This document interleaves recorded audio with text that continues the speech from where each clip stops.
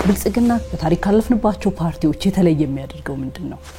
እንደ ብልጽግና በከፍተኛ ድምጽ አሸንፎ የለም ብቻዬን አልመራም ተፎካከሩና አብረን መንግስትና አስተዳደር ያለ ማን አለ እስካሁን ቆሰመና ከሙስናና ብልሹ አሰራሮች ጋር በተገናኘ የሚነሱ ቅሬታዎች አሉ።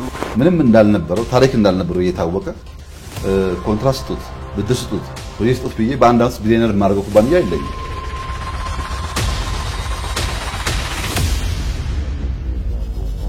ግጭቶች በሰላም እንዲቋጩ ምን ያህል ቁርጠኛ ነው?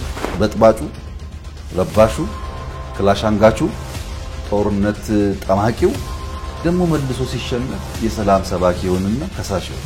የኢትዮጵያ ነገ ገጽታ ምን ይመስል ይችላል ብለው ያስባሉ?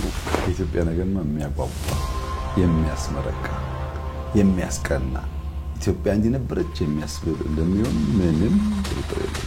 ምንድነው የሚያነሳሳው ይሄን ተግባር ለመፈጸም? ኢትዮጵያ ወደ ያጣችበት መንገድ በጣም ያስቆጨኛል። ኢትዮጵያ ባለፉት 30 ዓመታት ወደ ብላተም ይሄ የሆነበት መንገድ በጣም ያስቆጨኛል። እርሶ የትዳር አጋር ነዎት፣ አባት ነዎት እና ደግሞ የሀገር መሪ ነዎት። በዚህ ሁሉ ሂደት አንድ ላይ ይሄንን ሁሉ ማከናወን አይከብድም?